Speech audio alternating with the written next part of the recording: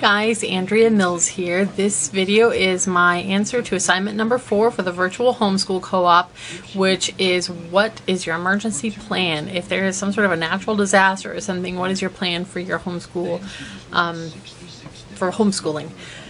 So, I would have to say in short, I don't have one because I'm not really, I feel like if there's an emergency, our entire life would probably be turned upside down temporarily, and I really honestly wouldn't even worry about homeschooling because homeschooling's a marathon, not a sprint. So if I take a few weeks or even a few months off because there's some sort of major disaster, it's not going to be the end of the world. It's just what it is, and we will, you know, we'll do what has to be done to deal with the disaster, and then we'll get back to homeschooling. So I really honestly wouldn't even worry about it.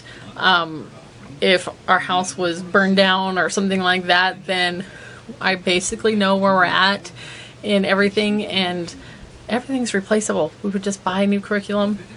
Every book is replaceable. We'd buy new books. I love books, but I feel like I've dealt in my heart with the fact that I'm not attached to things like I used to be. Having a large family and a small house has really helped me realize how even those most sentimental things are just things, and it's not that big of a deal if they're gone.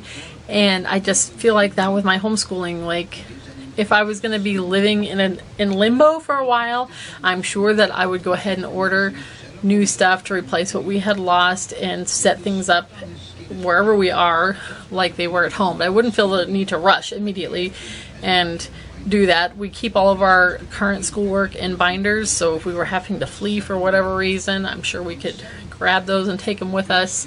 And they have on the front a record of what the kids have done that year, so I would know exactly where we were at, which would be helpful. What else? Let me look here and see what the other questions were. What are your most loved and faithful books that are your treasures and that you feel you cannot lose? Nothing. Honestly, nothing. Because everything's replaceable. So, my plan would be to deal with whatever. Okay, here's how it actually is in my house. If you ask any of my kids what's rule number 1, and they will all say to you, don't panic. That's rule number 1 in our house. Don't panic. Everything's going to be fine. It's not that big of a deal. Life is going to go on. We lose everything. We lose every book. We lose every piece of clothing. It's not that big of a deal. Life's going to go on. And that's kind of how I feel with this. It's a blip. It's going to be a bump that we have to get over, but we're going to get over it, and we're going to carry on and whatever time that happens, and we'll buy new stuff.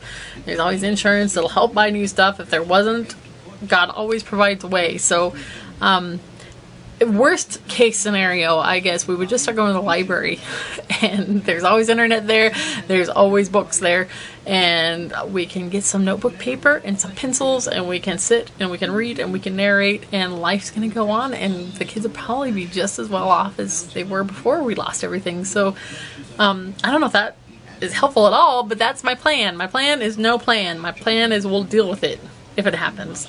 So that's it for this video, and I will see you guys again soon with assignment number 5.